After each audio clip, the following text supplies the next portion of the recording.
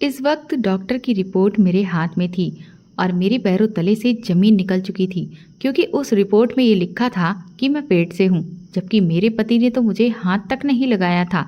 वो तो शादी करने के दूसरे दिन ही विदेश चला गया था और तब से मैं बिल्कुल अकेली रह रही थी। लेकिन हाँ, पिछले 1 महीने से मैं अपने देवर के साथ अकेले रहती थी। तो इसका मतलब तो यही था कि मेरे देवर ने मेरे साथ। फिर मुझे वो रात याद आने लगी जब 2 चोर मेरे घर में घुस आए थे। मुझे तो यही लगा था कि मेरे देवर ने मुझे उन चोरों से बचाया है, क्योंकि मैं डर के कारण बेहोश हो गई थी और जब होश आया तो कुछ अजीब सा लग रहा था। लेकिन अब मुझे समझ आ रहा है कि मेरे देवर ने मुझे बचाया नहीं था, बल्कि उसने तो उन दोनों चोरों के साथ मिलकर। मेरा नाम सीमा है। इस वक्त मैं बहुत परेशान बैठी हुई थी, क्योंकि अभी अभी मेरी सास का मेरे पास फ़ोन आया था, जो कि गांव में रहती हैं। वो मुझसे कह रही थी कि मेरा देवर अविनाश कल ही मेरे पास पहुंच जाएगा, क्योंकि उसकी नौकरी शहर में लगने वाली है। उनकी इस बात को सुनकर मैं परेशान सी हो गई थी, क्योंकि मैं अकेले ही इस छोटे से फ्लैट में रहती थी और मेरा पति तो दूसरे देश गया हुआ था।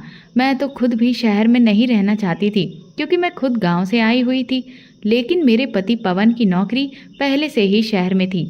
लेकिन शादी होते ही वो मुझे शहर लेकर आ गए थे और बस 2-3 दिन के बाद ही उनकी कंपनी वालों ने उन्हें दूसरे देश में भेज दिया था।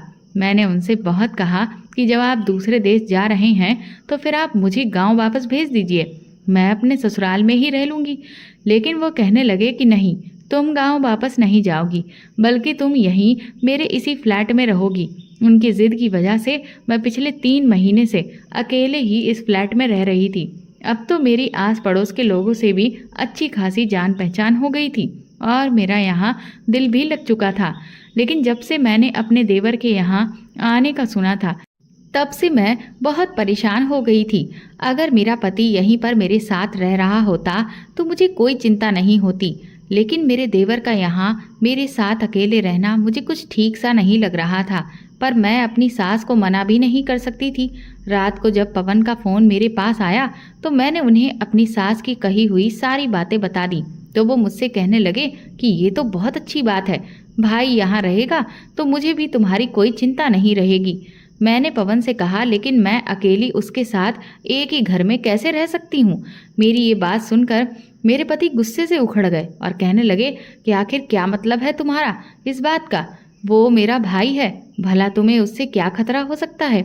जिस गुस्से और खतरनाक रवैये से पवन ने मुझे डांटा था, उससे मैं डर गई थी और इसीलिए मैं आगे फिर कुछ भी बोल नहीं पाई थी।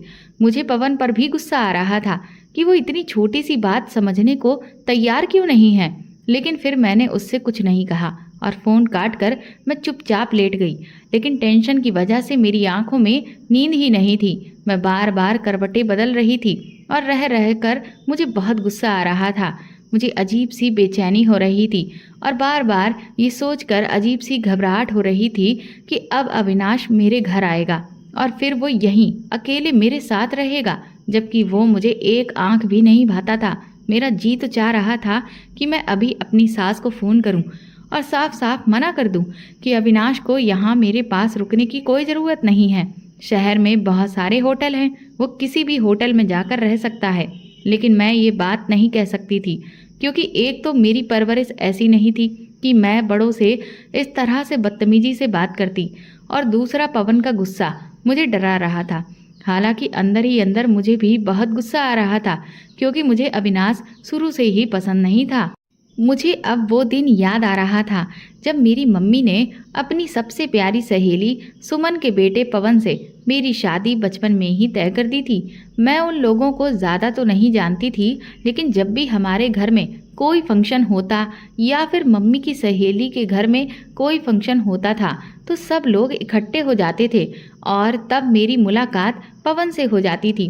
वो बहुत ही सुलझे हुए मिजाज का इंसान था, लेकिन दूसरी तरफ अविनाश उतना ही ज़्यादा बातूनी और कुछ लोफर टाइप का लड़का था। वो लड़कियों से हंसकर खूब बातें करता और उनके आसपास घूमते रहना, उनके साथ खूब हंसी मजाक करना, ये सब उसकी आदतें थी। और जो भी बातें मैंने उसके बारे में गांव की लड़कियों से सुन रखी थी, उन सब की वजह से मैं उसे नज़र भरकर देखना भी पसंद नहीं करती थी। जब हम बच्चे जवान हुए और अपनी अपनी पढ़ाई से फ्री हुए तो हमारे माँ बाप ने मिलकर मेरी और पवन की शादी कर दी। हमारी शादी को अभी कोई ज़्यादा खास समय नहीं हुआ था, सिर्फ 4 महीने ही हमारी शादी को हो पाए थे। मैं हालांकि शादी से बहुत खुश थी क्योंकि पवन मुझे बहुत अच्छे लगते थे और इसीलिए मैं अपनी शादी की नई शुरुआत को लेकर काफ़ी खुश थी। लेकिन जब मैं अपनी पहली रात को बेसब्री से पवन का इंतजार कर रही थी तो उन्होंने एक बहुत ही अजीब बात की। शादी की पहली रात पवन ने मुझे हाथ तक नहीं लगाया था। वो मुझसे कहने लगे कि भले ही हमारी शादी बचपन से तय कर दी गई थी, लेकिन मैं ये चाहता हूँ कि पहले हम एक दूसरे को अच्छे तरीके से जान जाएं, क्योंकि भले ही हम बचपन से एक दूसरे को जानते हैं, लेकिन फिर भी अभी हम एक दूसरे के बारे में उतना भी नहीं जानते हैं। इसीलिए पहले हमें एक दूसरे को समझना होगा और तभी हम अपने इस नए रिश्ते की शुरुआत करेंगे। मुझे उनकी ये बात सुनकर हैरत तो बहुत हुई थी, लेकिन फिर भी मैंने पवन की ये बात मान ली थी। पवन शादी के चौथे दिन ही मुझे शहर लेकर आ गए थे और हमारे बीच अभी तक कोई भी रिश्ता नहीं बना था। मैं अभी मुश्किल से 1 हफ्ते ही शहर में पवन के साथ रह पाई थी कि तभी उनकी कंपनी की तरफ से ये फरमान सुना दिया गया कि पवन को विदेश जाना है और फिर वो विदेश चले गए। अब मैं 3 महीने से यहाँ अकेली अपने फ्लैट में रह रही हूँ और पवन वहाँ विदेश में थे। इतनी बेचैनी और इतना डर तो मुझे तब भी नहीं लगा था जब पवन मुझे यहाँ शहर में अकेला छोड़कर विदेश चले गए थे, जितना कि आज की इस खबर ने मुझे डरा दिया था और बेचैन करके रख दिया था। मेरे देवर अविनाश का मेरे घर आना और फिर उसका मेरे साथ एक ही घर में रहना, ये सब मुझे बिल्कुल भी अच्छा नहीं लग रहा था। और फिर सास ने कहा था कि उसकी नौकरी लग गई है, तो इसका मतलब तो साफ यही था कि अब वो कई महीनों तक यहीं पर रहने वाला था। और ये भी हो सकता है कि अगर उसकी नौकरी पक्की हो जाए तब तो वो हमेशा हमेशा के लिए यहीं रहने लगे। और दूसरी तरफ पवन तो 6 महीने से पहले वापस इंडिया लौटने ही नहीं वाले थे। ये सब सोच सोचकर मैं बहुत बुरी तरह से परेशान हो रही थी। अगले दिन मैंने अविनाश की पसंद का खाना बनाया था, क्योंकि मेरी सास ने खास तौर से मुझे ये हिदायत दी थी कि अविनाश को राजमा चावल, बूंदी का रायता और कढ़ाई पनीर बहुत पसंद है और मुझे उसकी पसंद का ही खाना बनाना है। 7 बजे की तरफ मेरे घर की डोरबेल बजी। मैं समझ चुकी थी कि अविनाश ही आया होगा। मैंने जैसे ही दरवाज़ा खोला तो वो सामने मुस्कुराता हुआ मुझे देख रहा था और बड़े ही निसंकोच होकर वो दंदनाता हुआ अंदर आ गया और सीधा अपना बैग रखकर कहने लगा, ओहो, ये बस का सफ़र भी बहुत थका के रख देता है। अब मैं आराम से 2 दिन तक मस्त सोऊंगा। फिर वो मुझे कहने लगा, भाभी, मेरा कमरा कौन सा है? मेरे इस फ्लैट में बस 2 ही तो कमरे थे। मैंने दूसरे कमरे की तरफ इशारा कर दिया। उस कमरे में ज़्यादा फर्नीचर नहीं था। उसने एक नज़र कमरे का जायजा लिया और कहने लगा कि मैं यहाँ नहीं रह सकता। ऐसा करो, तुम यहाँ पर सो जाना, क्योंकि मुझे तो बेड पर ही नींद आती है। ये कहकर वो बड़े आराम से मेरे कमरे में चला गया। मैं उसे हैरत से देखती रह गई थी। उस समय मैं उससे बहस करने के मूड में बिल्कुल भी नहीं थी, क्योंकि मैंने सोचा कि ये मेरे बारे में क्या सोचेगा कि भाभी ने मेरे आते ही मुझसे बहस शुरू कर दी। वो मुझसे बस 1 साल ही छोटा था, लेकिन अपने कद काठी की वजह से वो मुझसे बड़ा लगता था। मैंने खाना गर्म किया, तब तक वो नहा धोकर आ गया था। वो अपनी टेबल पर पसंद का रखा खाना देखकर बहुत खुश हो गया और कहने लगा, तुम्हारे हाथों में तो बहुत ही स्वाद है। खैर, मैं तो पहली बार ही तुम्हारे हाथ का खाना खा रहा हूँ, क्योंकि शादी के फ़ौरन बाद तो तुम तो शहर आ गई थी। ये कहने के बाद वो बोला, और मैं तुम्हारे लिए गिफ्ट भी लाया हूँ। चलो आओ, मैं तुम्हें दिखाता हूँ। बिना किसी झिझक के उसने मेरा हाथ पकड़ा और मुझे कमरे में ले गया। मैंने गुस्से से कहा, मेरा हाथ छोड़ो। तो वो कहने लगा कि पहले तुम्हें गिफ्ट तो दिखा दूँ। फिर उसने मुझे एक फैंसी सूट दिया और बोला, ये तुम्हारे लिए है। मैंने उसके हाथ से सूट लेकर रख लिया, लेकिन जिस तरह का वो लड़का था, मैंने यही सोचा कि मुझे इससे दूरी बनाकर रखनी चाहिए। लेकिन मैं नहीं जानती थी कि मैंने अपनी ज़िंदगी को किस नरक में डाल लिया है। रात को अविनाश कमरे में ही सोया था और फिर मुझे ही ड्राइंग रूम के सोफे पर मजबूरन लेटना पड़ा। मैंने सोचा तो यही था कि अगले दिन मैं उससे कह दूंगी कि मुझे अपने कमरे की आदत है। अगर उसे मुश्किल हो रही है तो वो हॉल के सोफे को रखकर ड्राइंग रूम को ही कमरा बना ले। जाने वो कब तक यहाँ पर रहता। लेकिन सुबह जब मैं उठकर बाहर आई तो वो जा चुका था। लेकिन दोपहर को ही वो बड़ा खुशी खुशी घर में दाखिल हुआ। कहने लगा, मेरी नौकरी पक्की हो गई है, कल से मैं ज्वाइन कर लूँगा। ये कहकर वो बड़े ही लोफर भरे अंदाज से सोफे पर बैठ गया था और सामने रखी हुई टेबल पर उसने अपने दोनों पैर रख दिए थे। फिर वो कहने लगा, मैं बहुत थक गया हूँ, मुझे एक कप चाय बना दो। मैं उसकी भाभी थी। मैंने उसे चाय बनाकर दे दी और कहा कि मुझे अपने कमरे की आदत है, इसीलिए तुम ड्राइंग रूम को ही अपना कमरा बना लो। लेकिन मैं नहीं जानती थी कि मेरी इस बात का वो इस तरह का जवाब भी दे सकता है। वो मुझसे कहने लगा, अगर तुम चाहो तो हम एक कमरे में ही एडजस्ट कर सकते हैं। ये सुनकर के तो मेरा दिमाग घूमकर ही रह गया था। मैंने गुस्से से उसकी तरफ देखा तो फिर वो हंसने लगा और बोला, अरे मैं तो मजाक कर रहा था। मैं उठकर तुरंत ही किचन में जाने लगी तो वो मुझसे कहने लगा, वैसे तुम गुस्से में बहुत खूबसूरत लगती हो। सच में जब गुस्से के मारे तुम्हारे गाल और नाक लाल हो जाती है तो जी चाहता है कि इन्हें। अपनी बात को अधूरा ही छोड़कर वो शरारत भरे अंदाज में मुस्कुराने लगा था। मैं जानती थी कि वो किस टाइप की बातों का आदी है, चाहे सामने वाला उसकी ऐसी बातों से परेशान ही क्यों ना हो रहा हो, वो बाज नहीं आता था। मैं रात का खाना बना रही थी और वो हॉल में बैठा टीवी देख रहा था, लेकिन जिस तरह की इंग्लिश मूवी वो देख रहा था उसकी आवाज़ें मुझे किचन के अंदर तक सुनाई दे रही थी, जिससे मुझे गुस्सा आ रहा था। उसकी बेशर्मी पर तो मेरा जी चाह रहा था कि मैं अभी उसे जाकर खरी खोटी सुना दूं कि उसे बिल्कुल भी तमीज़ नहीं है कि घर में उसकी भाभी भी मौजूद है। लेकिन मैं चुप रही और उससे कुछ भी ना कह सकी। रात का खाना बनाकर मैं अपने कमरे में चली गई थी। जब मैंने अपने कमरे का हाल देखा तो मेरा सर घूम गया था। मेरा जी तो चाहा कि मैं अपना सर पीट लूं, क्योंकि पूरे कमरे में उसके ही कपड़े बिखरे हुए थे। कहीं पर तौलिया पड़ा था तो कहीं पर जूते पड़े थे। मुझे जितनी सफाई पसंद थी वो उतना ही गंदा इंसान था। मैंने उसके सारे कपड़े उठा लिए और फिर धोने के लिए उन्हें मशीन में डाल दिया और उसका बैग बंद किया और बाहर हॉल में लाकर रख दिया। अगले ही दिन उसने कमरे में बेड लाकर डाल लिया था। मैं अविनाश के घर आने से पहले ही खाना बनाकर अपने कमरे में जाकर कमरे का दरवाज़ा लॉक करके बैठ गई थी कि जब ये खाना खाकर सो जाएगा मैं तभी कमरे से बाहर निकलूंगी। जितना मेरा उससे कम सामना होगा उतना ही ज़्यादा अच्छा होगा, क्योंकि वो एक नंबर का बदतमीज इंसान था। लेकिन मुझे हैरत उस समय हुई जब उसने मेरे दरवाजे पर दस्तक देनी शुरू कर दी। मैंने दरवाज़ा खोला तो वो कहने लगा कि खाना तो कम से कम टेबल पर लगा दो, मुझे कब से भूख लगी है और तुम हो कि तुम्हें एहसास ही नहीं है कि कोई भूखा प्यासा बाहर बैठा है।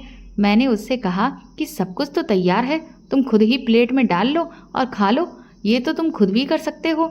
मेरी बात सुनकर वो ना में गर्दन हिलाने लगा और कहने लगा कि कर तो मैं बहुत कुछ सकता हूँ, लेकिन ये कहकर वो फिर से मुस्कुराने लगा।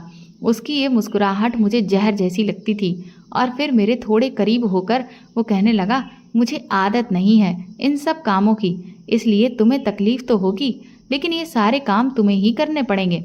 चलो जल्दी से आओ और मेरे लिए खाना लगाओ, क्योंकि मुझे बहुत भूख लग रही है। मैंने उसे गुस्से से देखा था और किचन में चली गई। मैंने खाना गर्म किया और टेबल पर लगा दिया। मैं उसके सामने बैठकर खाना नहीं खाना चाहती थी, इसलिए मैंने अपनी प्लेट बनाई और अपने कमरे में जाने लगी तो वो मुझसे कहने लगा, ये क्या बात हुई, यहाँ मेरे सामने ही बैठकर खाना खाओ, मैं तुम्हें खा थोड़ी ना जाऊँगा। वैसे भी मैं वेजिटेरियन हूँ और इसीलिए तुम अपने आप को मेरे साथ सुरक्षित महसूस कर सकती हो। ये कहकर वो जोर से ठहाका मारकर हंस पड़ा था। फिर वो कहने लगा, भाभी हो तुम मेरी, लेकिन तुम ना तो मुझसे बातें करती हो ना ही कुछ कहती हो। मैं तो बहुत बोर हो चुका हूँ। मुझे तो लगता है कि भाई भी दूसरे देश इसीलिए भाग गए हैं क्योंकि तुम उनके साथ भी ऐसा ही व्यवहार रखती होगी, तभी तो वो तुमसे जान छुड़ाकर चला गया है। उसकी इस तरह की बातों को सुनकर मेरी बर्दाश्त की हद खत्म हो गई थी। मैंने उससे कहा कि तुम अपने काम से काम रखो तो ज़्यादा अच्छा है। तुम्हें खाना मिल रहा है ना, तो बस वो खाया करो। मैं कहाँ बैठी हूँ, क्या करती हूँ, क्या नहीं करती हूँ, इससे तुम्हारा कोई मतलब नहीं होना चाहिए। मुझे गुस्से से यूँ बोलते हुए देखकर वो फिर से हंसने लगा। कहने लगा, इस तरह से बात मत किया करो। मैंने ये बात तुम्हें पहले भी बता रखी है कि गुस्से में तुम कुछ ज़्यादा ही अच्छी लगने लगती हो। काश कि पवन की जगह मैं होता तो। उसकी ये बात सुनकर मुझे तो गुस्से की आग सी लग गई थी। मैंने उससे कहा कि तुम्हें शर्म नहीं आती इस तरह की बातें करते हुए? तो वो कहने लगा, कैसी शर्म? क्या तुम ये नहीं जानती हो कि देवर भाभी के बीच में कैसे कैसे मजाक और बातें चलती हैं? लेकिन तुम तो शायद बहुत ही बोर किस्म की लड़की हो। ज़रा मेरे साथ वक्त गुजारा करो तो तुम्हें भी अंदाज़ा हो जाए कि ज़िंदगी कितनी हसीन है। ये कहकर वो एक के बाद एक रोटी के निवाले मुंह में डाल रहा था और मैं बस उसे हैरत से देख रही थी। मैंने कहा कि मैं पवन से बात करती हूँ और वही तुम्हें तमीज़ सिखाएगा कि अपनी भाभी से कैसे बातें करते हैं। मुझे लगा था कि इस बात पर वो अपना व्यवहार थोड़ा तो ठीक कर लेगा, लेकिन ऐसा कुछ भी नहीं हुआ। उसे तो जैसे किसी भी बात की परवाह ही नहीं थी। मैंने फ़ोन पर पवन को अविनाश के बारे में सब कुछ बताया, लेकिन पवन भी अजीब इंसान थे। कहने लगे कि तुम गलत सोचती हो, वो ऐसा नहीं है। उन्हें अपने भाई पर ना जाने क्यों इतना भरोसा था। फिर एक शाम जब अविनाश ऑफिस से घर आया तो कहने लगा, सुनो, मेरे सर में बहुत तेज़ दर्द है, ऐसा करो मेरे सर की हल्की हल्की सी मालिश कर दो और उसके बाद ही मैं खाना खाऊंगा। मुझे उसकी ये बात सुनकर गुस्सा आ गया। वो तो मुझ पर ऐसे हक जताकर बात कर रहा था जैसे कि वो मेरा पति हो और मैं उसकी पत्नी हूँ। आज तक उसने कभी मुझे उस नज़र से नहीं देखा था जैसा कि मैं चाहती थी कि वो मुझे बड़े की नज़र से देखे। मैंने कहा कि तुम कोई पेन किलर खा लो और जब सर का दर्द रुक जाए तब तुम थोड़ी देर के बाद खाना खा लेना। लेकिन वो भी जिद पर आ गया। कहने लगा, नहीं, पहले तुम मेरे सर की मालिश करोगी क्योंकि उसी से मेरे सर का दर्द ठीक होगा, वरना मैं खाना खाऊंगा ही नहीं और मैं भूखा ही सो जाऊंगा। मजबूरन मैं उसके कमरे में तेल की शीशी लेकर चली गई और उसके सर पर तेल से हल्की हल्की मालिश करने लगी। वो बेड के नीचे बैठा हुआ था और मैं ऊपर बैठकर उसके सर की मालिश कर रही थी। वो मुझे बार बार अपना सर ऊपर उठाकर आंखें उचकाकर देखे जा रहा था। एक तो बार बार मेरी नज़रें उसकी नज़र से टकराईं तो उसकी आंखों में मुझे बेशुमार शरारत नज़र आने लगी थी। मुझे उसके इस तरह के देखने पर गुस्सा आने लगा। मैंने कहा, तुम आराम से मालिश करवाओ, यूँ अपनी आंखें नीचे रखो, तुम मुझे यूँ घूर घूर कर क्या देख रहे हो? मेरी बात सुनकर वो ज़ोर से हंस पड़ा और कहने लगा, देख रहा हूँ कि तुम कितनी मासूम और प्यारी हो, तुम्हें देखते ही मेरा दिल मेरे बस में नहीं रहता है। मैंने गुस्से से तेल की बोतल वहीं पर रखी और कमरे से निकलने लगी। पीछे से मुझे उसकी हंसी सुनाई दी। कहने लगा, अरे तुम तो नाराज़ हो गई, मैं तो बस मजाक कर रहा था, मेरी मालिश तो कर दो। सच कह रहा हूँ, मुझे बहुत अच्छा लग रहा था। मैंने लेकिन उसकी अब एक भी नहीं सुनी और सीधा दंदनाती हुई कमरे से बाहर निकल आई और अपने कमरे का दरवाज़ा बंद करने से पहले मैंने उसे चिल्लाकर कहा कि खाना मैंने टेबल पर लगा दिया है, उसे खा लेना क्योंकि मैं सोने जा रही हूँ। मैं अपने कमरे में आकर दरवाजे का लॉक लगाकर बेड पर लेट चुकी थी। हालांकि मेरे कान बाहर की तरफ ही लगे हुए थे। मैं यही सोच रही थी कि पता नहीं वो खाना खाएगा भी या नहीं, या ऐसे ही भूखा सो जाएगा। मुझे उससे लाख नफरत ही सही थी, लेकिन मैं ये नहीं चाहती थी कि वो भूखा सो जाए, इसीलिए मेरे कान बाहर की तरफ ही लगे हुए थे। लगभग आधे घंटे के बाद ही मुझे बाहर बर्तनों के खटकने की आवाज़ आने लगी थी और मेरे दिल को ये सुकून आ गया। फिर मैं आराम से सो गई थी। रात को न जाने कौन सा वो पहर था कि मुझे कुछ अजीबो गरीब सा शोर सुनाई दिया और फिर इसी शोर की वजह से जब मेरी आँख खुली तो मुझे लगा कि जैसे मेरे कमरे की बालकनी में कोई मौजूद है। मुझे किसी के चलने की आहट साफ महसूस हो रही थी। मैं एकदम से हड़बड़ाकर उठ बैठी थी। मैंने जब कांपते हाथों से धीरे से पर्दा हटाकर देखा तो मुझे वहां पर 2 आदमी मौजूद दिखे। दोनों के ही हाथ में पिस्तौल थी। ये देखकर मेरा दिल धक्क से रह गया था। इसका मतलब ये था कि हमारे घर में चोर घुस आए थे। वो मेरे कमरे की बालकनी में थे और मेरी बालकनी का दरवाज़ा मेरे कमरे में ही खुलता था और कमरे के दरवाजे के ठीक सामने वो खड़े हुए थे। वो कुछ ही पल के अंदर दरवाज़ा खोलकर अंदर आ सकते थे। मुझे याद नहीं था कि दरवाजे का गेट अंदर से लॉक है या खुला हुआ है और मेरे पास इतना समय भी नहीं था कि मैं जाकर दरवाज़ा चेक करती।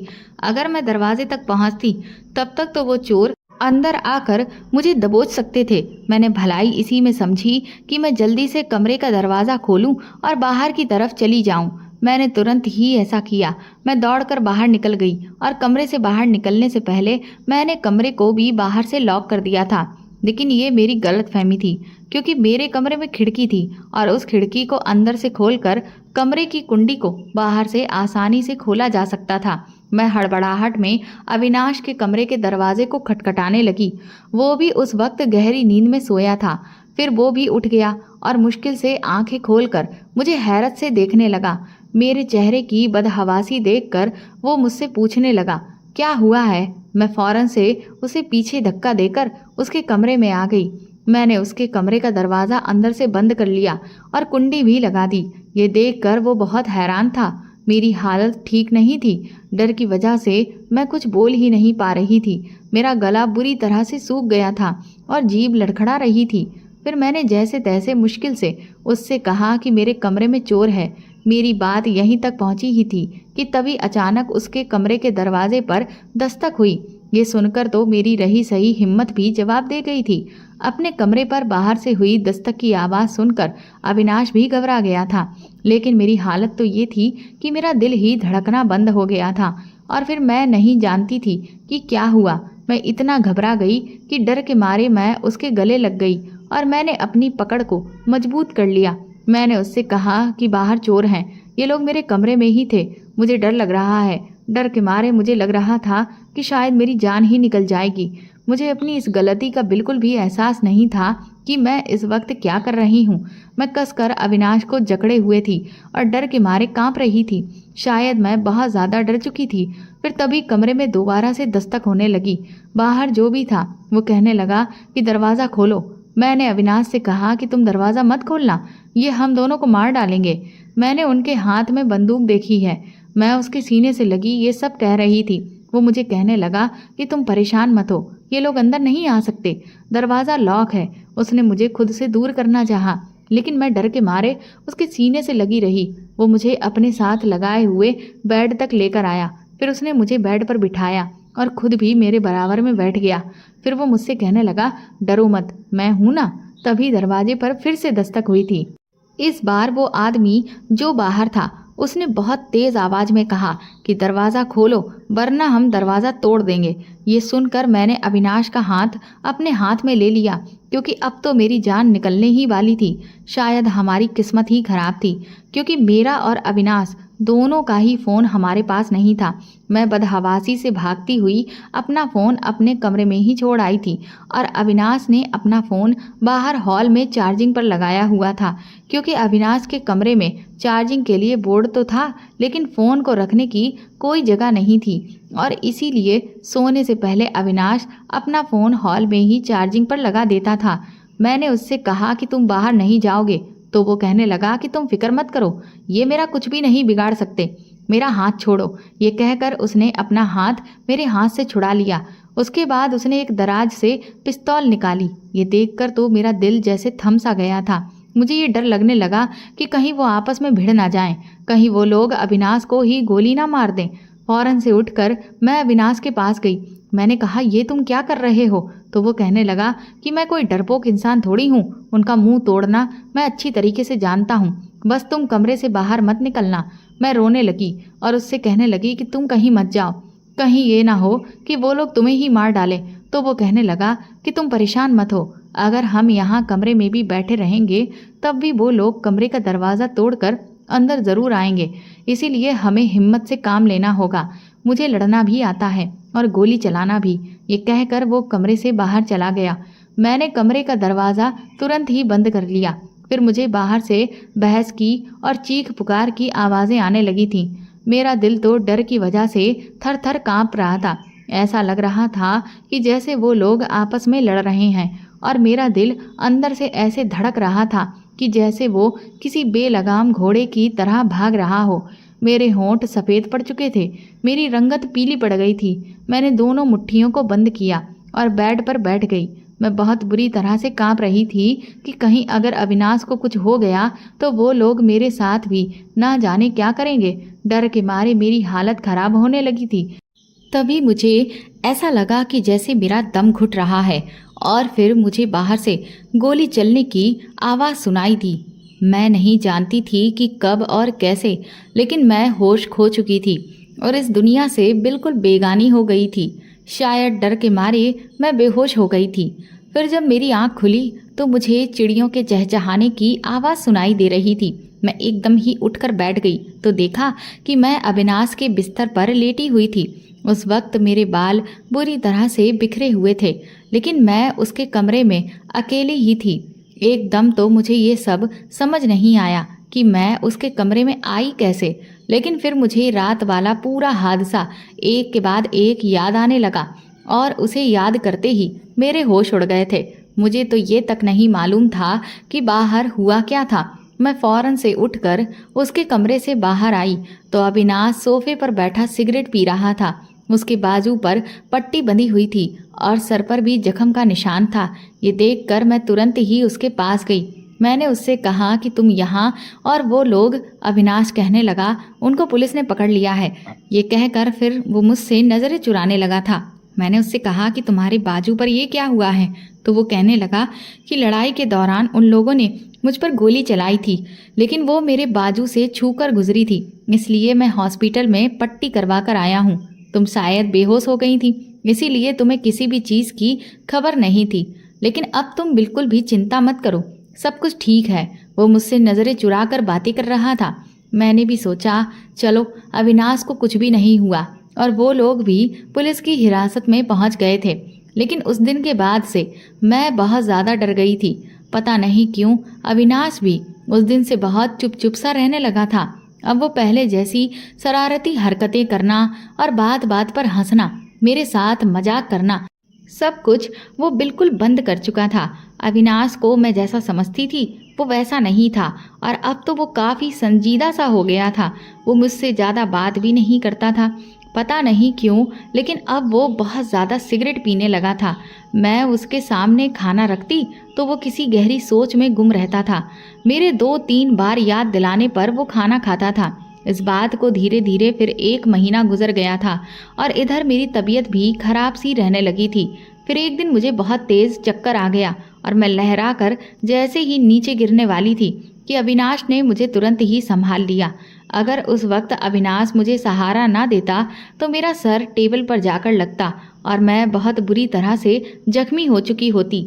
अविनाश ने मुझे सहारा देकर सोफे पर बिठाया और कहने लगा कि तुम अपना बिल्कुल भी ख्याल नहीं रखती हो, अपना ख्याल रखा करो। देखो तुम कैसी पीली सी पड़ गई हो, शायद कमज़ोरी की वजह से तुम्हें चक्कर आ गया है। फिर अविनाश ही मुझे डॉक्टर के पास लेकर गया था, लेकिन मैं अस्पताल में डॉक्टर के कमरे में अकेले ही गई थी। उन्होंने मुझे कुछ टेस्ट लिखकर दिए थे जो मैंने तुरंत ही करवा लिए थे और फिर 1 घंटे में ही उनकी रिपोर्ट्स भी आ गई थी। लेकिन जैसे ही वो रिपोर्ट आई उसने मेरे होश उड़ाकर रख दिए थे, क्योंकि वो डॉक्टर मुझसे कहने लगी कि तुम प्रेग्नेंट हो। ये सुनकर के तो मैं चक्कर खाकर ही रह गई थी, क्योंकि मेरा पति तो पिछले 3-4 महीने से मेरे साथ था ही नहीं। और सबसे बड़ी बात तो ये थी कि मेरे पति ने तो शादी के बाद से मुझे आज तक कभी हाथ भी नहीं लगाया था।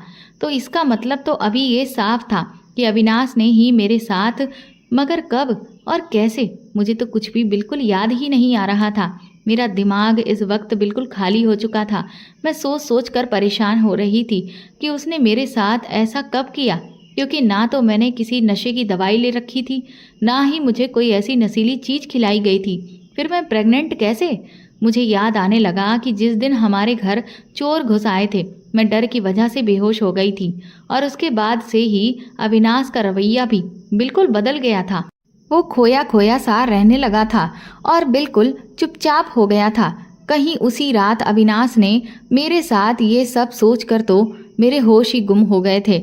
उसने मेरी बेहोशी का नाजायज़ फ़ायदा उठाया था, वो भी ऐसे वक्त पर जब मुझे उसके सहारे की सबसे ज़्यादा ज़रूरत थी। मैंने अपने बहते हुए आंसुओं को पोंछा और डॉक्टर के कमरे से मैं बाहर आ गई। वो मेरे सामने ही बैठा हुआ था। मुझे देखकर वो तुरंत मेरे पास आया और कहने लगा, क्या हुआ? डॉक्टर क्या कह रही है? अब मैं ऐसे में उसे क्या जवाब देती? मैंने उसे कुछ भी नहीं कहा। मैंने सोचा था कि मैं घर जाकर उससे पूछूंगी कि उसने मेरे साथ ऐसा क्यों किया है। मैं तो उसके भाई की पत्नी थी, उसे शर्म आनी चाहिए थी ऐसा सब कुछ करते हुए। लेकिन घर जाते ही मेरे तो पैरों तले से ज़मीन निकल गई थी, क्योंकि सामने ही पवन खड़े मुस्कुरा रहे थे। वो कहने लगे, कैसा लगा मेरा सरप्राइज़? मैं तो दंग रह गई थी, मेरा दिल धक्क से रह गया। लेकिन मैंने देखा कि पवन को देखकर अविनाश कुछ ज़्यादा ही परेशान सा हो गया था। मैं तुरंत ही पवन के पास चली गई उस समय मैं इस कदर अंदर से दुखी और टूटी हुई थी कि मुझे कुछ भी समझ में नहीं आ रहा था कि अब मैं क्या करूं। मैं पवन के गले लगकर रोने लगी कि उन्हें मैं कैसे बताऊं कि उनके भाई ने मुझे बर्बाद कर दिया है, जिस पर उन्हें इतना भरोसा था। मैं तो मुश्किल समय में उसके पास इसलिए गई थी क्योंकि मुझे लगा था कि वो मुझे पनाह देगा और मुझे बर्बाद होने से बचा लेगा, लेकिन मैं नहीं जानती थी कि वो तो खुद ही मुझे बर्बाद करके रख देगा। पवन मेरा सर सहलाने लगे और कहने लगे कि अरे अब तो मैं आ गया हूँ तो तुम्हें तो खुश होना चाहिए, लेकिन तुम रो क्यों रही हो। मुझे तो समझ ही नहीं आ रहा था कि मैं इस वक्त पवन की बात का क्या जवाब दूं। मैं उन्हें ये सब कैसे बताऊं। मैं अपनी सोच में डूब गई और सोचने लगी कि अगर मैं पवन को साफ साफ ये बात बता देती हूँ कि अविनाश ने मेरे साथ क्या किया और मेरी ज़िंदगी खराब कर दी है, तो पता नहीं वो मेरी बात का विश्वास करेंगे भी या नहीं, क्योंकि उन्होंने तो मेरे साथ अब तक कोई खास वक्त बिताया ही नहीं था जो मैं उनका भरोसा जीत पाती, और फिर उन्हें अपने भाई पर तो अंधा विश्वास था। इसी वजह से तो मैंने जब भी उनसे उनके भाई को लेकर ये कहा कि वो यहाँ ना आए, मैं उसके साथ अकेली नहीं रहना चाहती, तो उन्होंने हर बार मुझे डांट दिया, मुझ पर गुस्सा किया था। यही सब सोचते हुए मुझे इस बात का डर लगने लगा कि अगर पवन ने मुझ पर विश्वास नहीं किया तब मैं क्या करूँगी। कहीं वो मुझे ही उल्टा चरित्रहीन साबित ना कर दे, कहीं वो ये ना कह दें कि वो यहाँ नहीं थे और मैंने उनकी पीठ के पीछे किसी और के साथ रिश्ता बनाया, और अब जब मेरी पोल खुल रही है तो मैं उल्टा उनके भाई को फंसाने की कोशिश कर रही हूँ। ये सब सोच सोच कर मेरा दिमाग फटने लगा था। अगर पवन मुझे घर से बाहर निकाल देते तब तो फिर मैं कहीं की भी नहीं रहती। अभी मैं अपनी सोच में गुम थी कि तभी पवन ने मुझे एक बार फिर से हिलाते हुए पूछा, क्या हुआ सीमा, तुम किस सोच में खोई हो? मैं तुमसे कुछ पूछ रहा हूँ कि तुम इतना रो क्यों रही हो। मैंने तुरंत ही अपने आंसुओं को पोंछा और झूठी मुस्कान अपने चेहरे पर लाते हुए कहा कि ये खुशी के आंसू हैं। आप इतने महीने बाद लौटकर इतनी जल्दी आ गए हैं ना, तो बस इसीलिए मैं भावनाओं में बह गई थी और कुछ भी नहीं है। फिर पवन ने पूछा कि मैं कहाँ गई हुई थी। ये सुनकर तो मैं दंग रह गई। मुझे डर लगने लगा कि कहीं अविनाश ने पवन को मेरी रिपोर्ट्स दिखा दी तो ना जाने क्या होगा। मैंने तुरंत ही अपनी रिपोर्ट्स वाला बैग अपने हाथ में कसकर पकड़ लिया और कहा कि कुछ नहीं, बस मुझे थोड़ी कमजोरी आ गई है जिस वजह से चक्कर आ गया था। डॉक्टर ने मुझे कुछ दवाइयाँ लिखकर दी हैं, मैं ठीक हो जाऊंगी। ये कहते हुए मैं तुरंत ही अपने कमरे में गई और रिपोर्ट वाली बैग अलमारी में सबसे नीचे छुपा दी। अविनाश अब मुझे पहले से भी ज़्यादा परेशान नजर आ रहा था। मैं समझ रही थी कि वो क्यों परेशान है, क्योंकि उसका रास्ता बिल्कुल भी साफ नहीं था, क्योंकि अब पवन वापस आ चुके थे। वो इतना घटिया इंसान होगा मैं कभी सपने में भी नहीं सोच सकती थी। अभी अभी तो मेरी सोच उसके लिए बदलना शुरू हुई ही थी, लेकिन आखिर वो वही था जो पहले मैं उसके बारे में सोचती थी। शाम को हम तीनों ने बैठकर साथ में खाना खाया और उसके बाद जब हम कमरे में सोने को जाने लगे तो अचानक ही अविनाश ने पवन को रोक लिया। ये देखकर मैं हैरान रह गई। अविनाश ने पवन से कहा कि तुम मेरे कमरे में मेरे साथ चलकर लेटो। तो पवन ने भी अविनाश से कहा कि लेकिन तुम ऐसा क्यों कह रहे हो। तो अविनाश कहने लगा कि मुझे तुमसे कुछ ज़रूरी बातें करनी है और उसमें बहुत समय लग जाएगा, इसीलिए तुम मेरे साथ चलो। ये कहते हुए अविनाश पवन का हाथ पकड़कर उन्हें अपने कमरे में ले गया और कमरे का दरवाज़ा अंदर से बंद कर लिया। मुझे तो समझ ही नहीं आ रहा था कि अविनाश अब और क्या करने वाला है। क्या वो मेरे पति को मुझसे जानबूझकर दूर रखने की कोशिश कर रहा था? लेकिन क्यों? क्या इसलिए क्योंकि अब उसकी गलत नज़र मेरे ऊपर पड़ गई थी? मुझे ये सब सोच सोच कर बहुत गुस्सा आ रहा था और ये समझ नहीं आ रहा था कि मैं पवन के सामने अविनाश का असली चेहरा कैसे लेकर आऊं। कुछ दिन यूं ही बीते और मैंने ये नोटिस किया कि अविनाश मुझे पवन के इर्द गिर्द जाने ही नहीं देता था। अगर मैं उनका कोई भी काम करने उनके करीब जाती तो वो बहाने से या तो मुझे दूर भेज देता था या फिर खुद बीच में आकर उस काम को करने की जिम्मेदारी ले लेता था। मुझे उस पर बहुत गुस्सा आ रहा था, लेकिन बस सिर्फ पवन की वजह से मैं अपने गुस्से को बार बार पी लेती थी। पर मैं कुछ भी करके उसकी असलियत को पवन के सामने लाना चाहती थी। धीरे धीरे ये सब कुछ बर्दाश्त करना मेरे लिए मुश्किल हो रहा था, क्योंकि मैं ये सच्चाई अब और पवन से छुपाना नहीं चाहती थी। यही सब सोचते हुए मैं ना जाने कब रोने लगी थी। मेरे आंसू रुकने का नाम ही नहीं ले रहे थे। तभी अचानक पवन मेरे पास आए और वो कहने लगे, सीमा तुम्हें क्या हुआ है, तुम क्यों रो रही हो। उन्होंने मेरा सर सहलाया तो मैं उनके गले लग गई, लेकिन तभी अगले ही पल जो हुआ उससे तो मुझे ऐसा लगा कि जैसे ज़मीन आसमान मेरी आंखों के नीचे एक हो गए हों, क्योंकि अविनाश ने जो हरकत की थी उसके बारे में तो मैंने कभी सोचा भी नहीं था। मैं बुरी तरह से चौंक गई थी क्योंकि उसने मेरा बाजू पकड़ा और मुझे एक झटके से पवन से अलग कर दिया। ये देखकर पवन भी हैरान हो गए थे। मुझे पवन से दूर करके अविनाश कहने लगा, दूर रहो इससे। अविनाश के बोलने का अंदाज उस वक्त बहुत ही सख्त था, जिस पर पवन को भी गुस्सा आ गया और वो कहने लगे कि ये क्या बदतमीजी है, ये तुम क्या कर रहे हो, तुम ऐसी हरकत कैसे कर सकते हो। और उसके बाद तो अविनाश ने जो बात कही उसे सुनकर मेरे पैरों तले से जमीन निकल गई थी। वो कहने लगा कि तुम अच्छी तरह से जानते हो कि मैं तुमसे क्या कह रहा हूँ, ये मेरी पत्नी है, तुम्हारी नहीं, और ये बात तुम्हें कभी भूलनी नहीं चाहिए। इसीलिए तुम मेरी पत्नी को अपने आप से दूर ही रखो, उसके करीब जाने की कोशिश भी मत करना। अविनाश के मुंह से ये शब्द सुनकर मैं हैरत से कभी अविनाश को तो कभी पवन को देख रही थी। मैं सोचने लगी कि अविनाश अपनी हसरत में किस कदर अंधा हो गया है।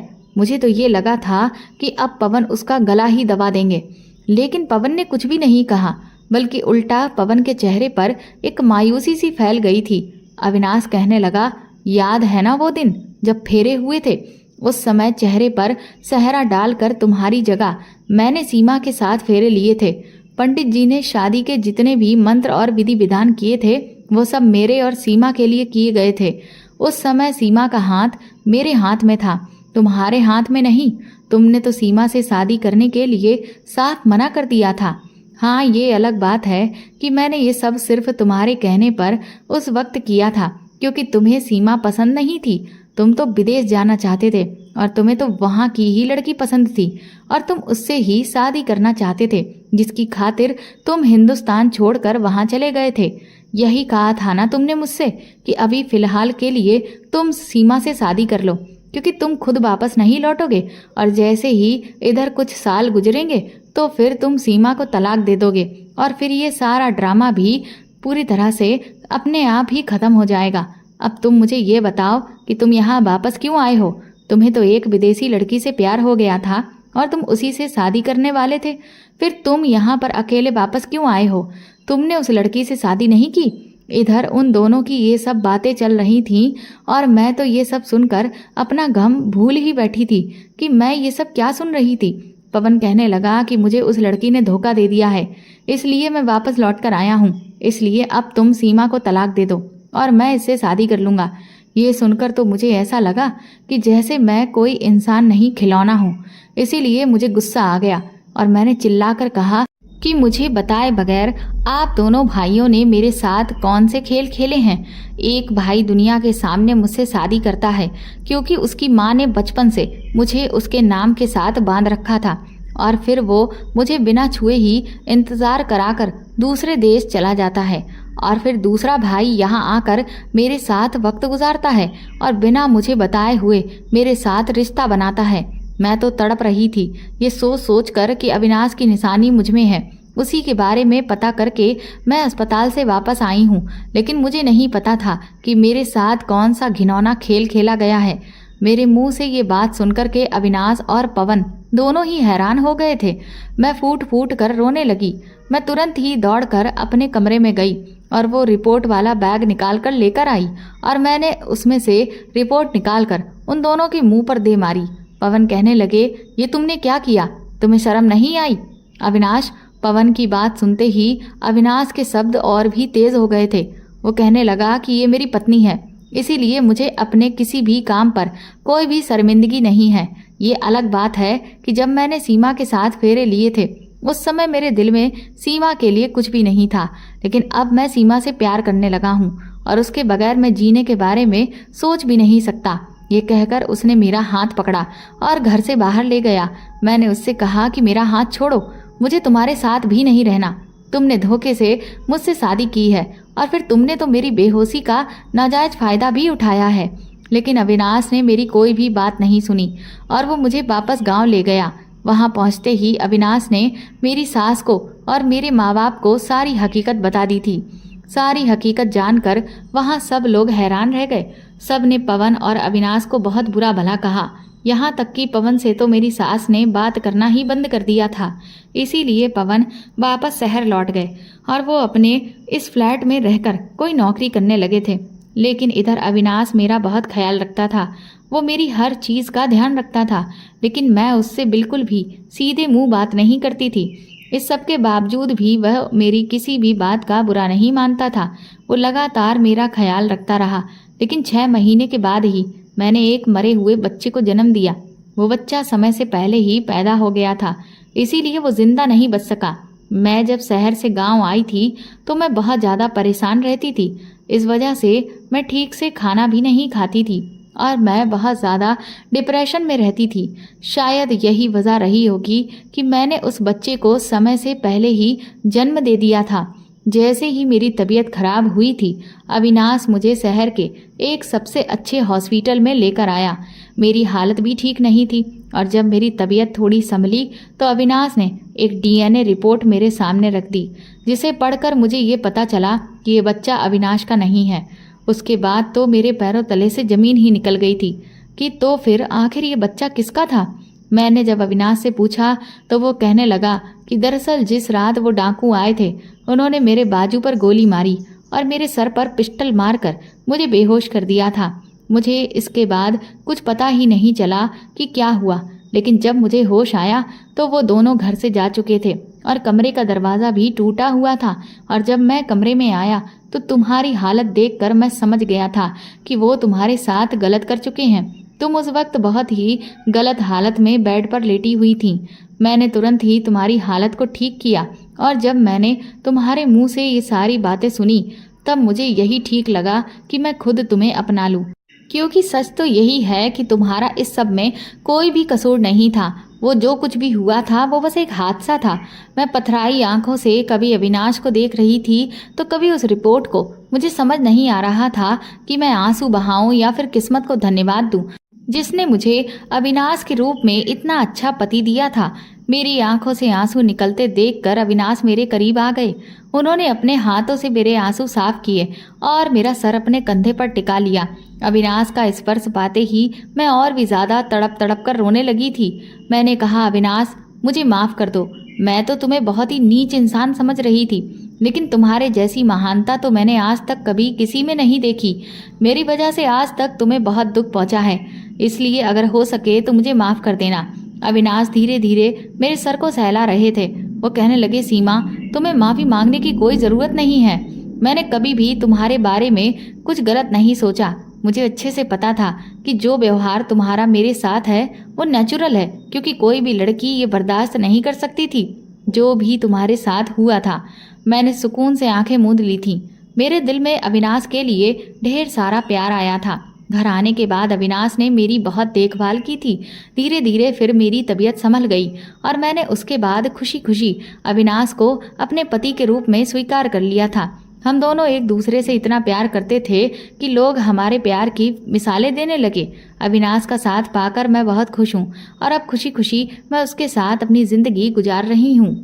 तो दोस्तों, आपको ये कहानी कैसी लगी हमें कमेंट करके ज़रूर बताएं और प्लीज़ इस कहानी को ज़्यादा से ज़्यादा शेयर और लाइक करके मेरे चैनल को सपोर्ट करें।